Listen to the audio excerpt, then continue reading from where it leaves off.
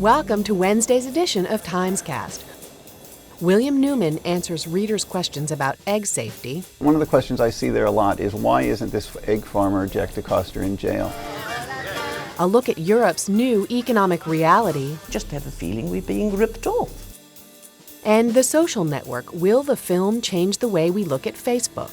As Citizen Kane was to William Randolph Hearst, so Social Network is to Facebook. The owner of one of the largest egg producers in the country testifies before Congress today. Austin DeCoster's egg farms have been linked to some of the deadliest salmonella outbreaks of the past 30 years.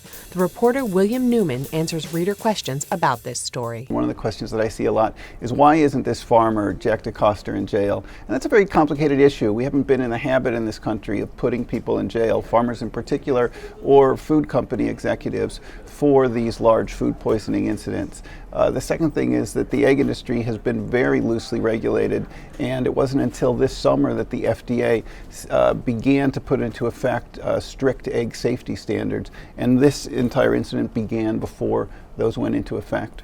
Another question that people ask a lot is, why isn't the press telling us where these eggs are for sale?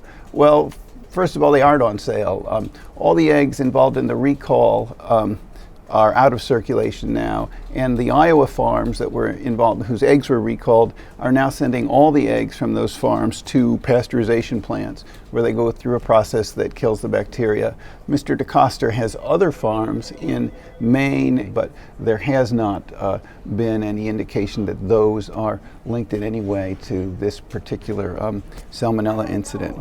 And then the other thing that I see here is, does Mr. DeCoster eat his own eggs? And Mr. DeCoster and his son Peter, who runs the Iowa farms for him, testified today before Congress, and in a prepared transcript of the testimony that I saw, they made a point of saying, yes, they eat their own eggs. The International Herald Tribune's Liz Alderman with a preview of a multimedia report on Europe's new economic reality.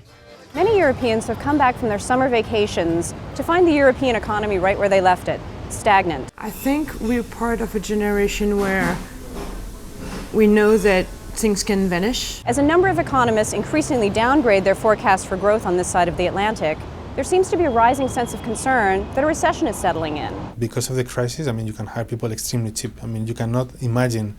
Earlier this month, we interviewed a number of small business people, young professionals, retirees, and union leaders to find out how the crisis is affecting their personal lives and how they see Europe going forward.